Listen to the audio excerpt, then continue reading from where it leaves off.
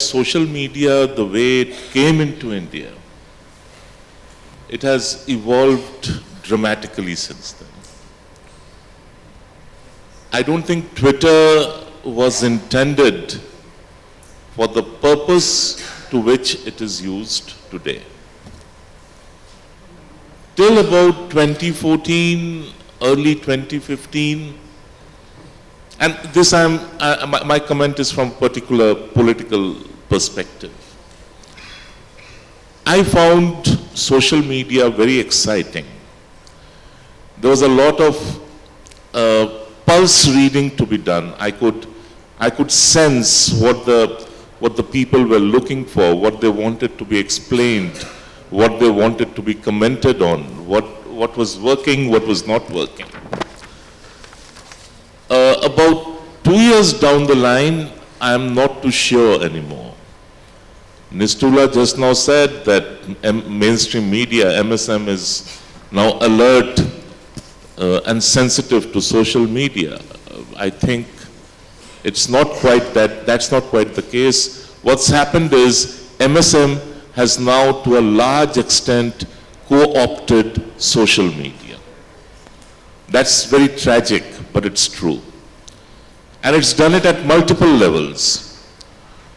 So social media is used for it's used for putting out clickbaits.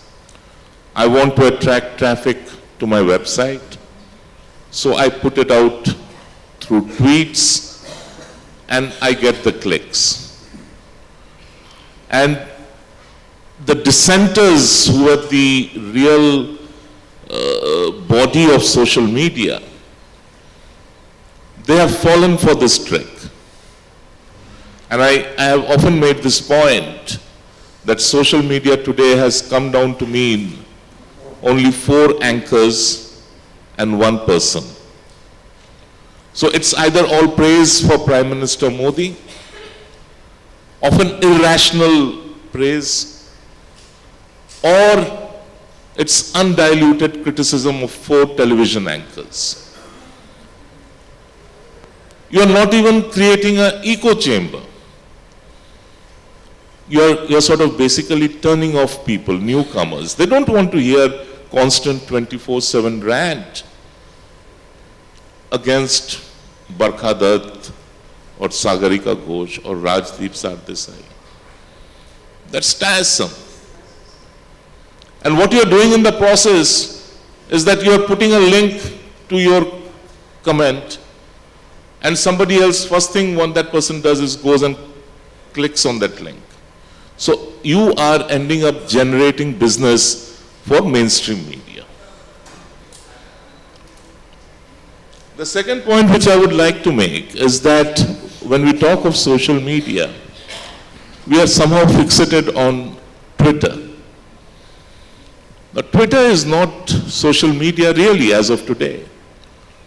Facebook has gone way ahead, 1.5 billion users. That was about 3 months ago. So we are looking at a user base which is larger than China's population. You have new platforms coming up. Medium is one such platform. There's Quora. There's a new clone of Twitter which has come about called Gab. And then there is also restricted platforms like China's Weibo. I am on Weibo too. So if you are really looking at using social media to explore ideas, to project ideas, you can't restrict yourself to one platform or become obsessed with a particular idea or concept or a group of people. The third thing,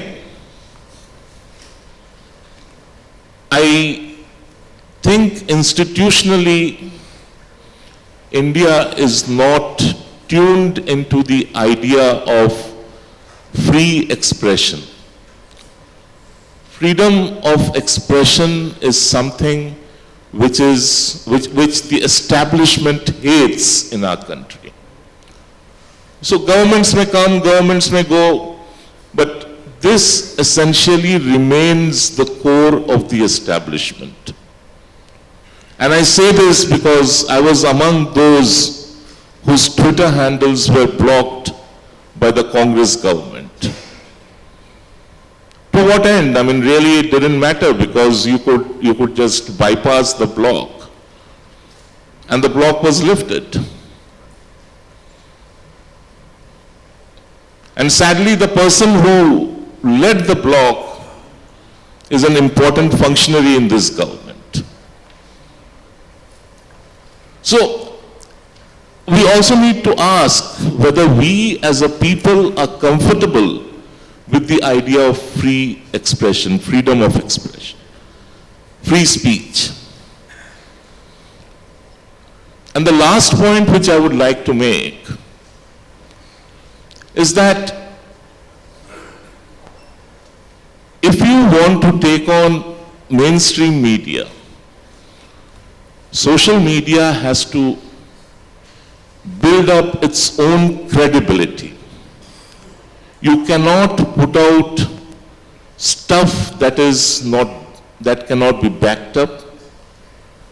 It is often tempting, and a couple of times I have been fooled into believing stuff that is put out over there, which is unverified, which is unverifiable, and often just simply not true.